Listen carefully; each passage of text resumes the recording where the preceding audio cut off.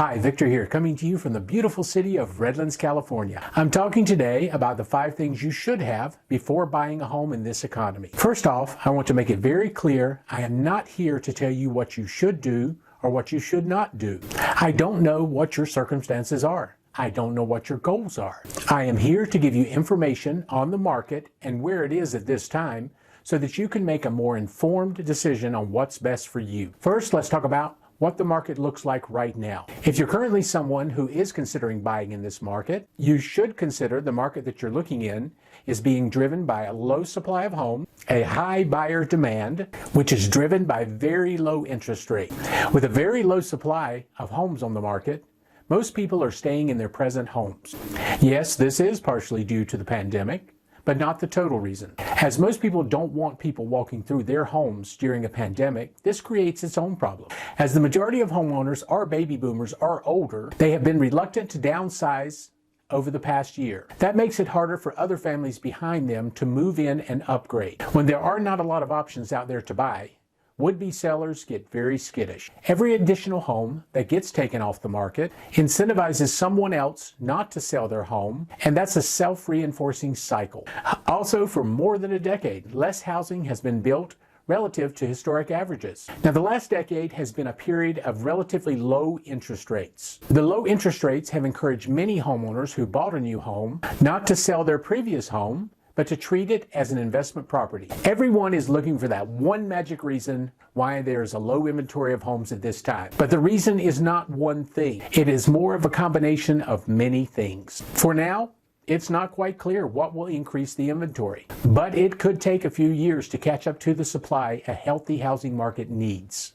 It is possible that some of the millions of single-family homes that were converted to rentals over the past decade could come on the market as their owners look for profits from selling them. So what is driving this high buyer demand? The 2 main factors driving the high buyer demand are mortgage rates have never been this low. At the same time, you have a job market that is at full capacity. You also have millennials who are looking to buy their first home. Now, the largest share of home buyers across the United States are millennials. Now, what do you think is going to change the housing market? The new home builders are not going to be able to fix this alone.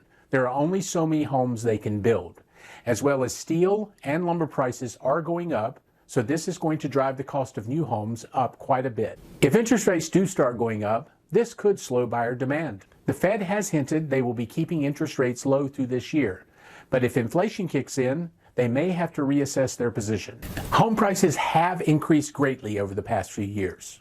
Home prices have increased greatly over the past few years, but historically, it is normal for home prices to appreciate greatly, followed by years of prices declining. I think some people are panicking right now, thinking that home prices will just continue to increase, but this is not sustainable.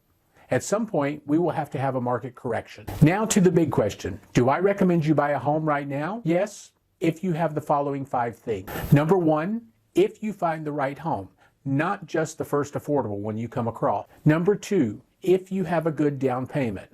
Now, please do not use your 401k as a down payment or deplete all of your savings for your down payment.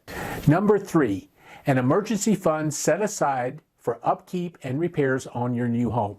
A good rule for an emergency fund is to set aside 10% of your salary weekly until you have a 6 months to 1 year fund for emergency. Now, this fund should be in a savings or investment account that can easily be reached in a time of emergency. Number 4, do not pay over asking price for a home.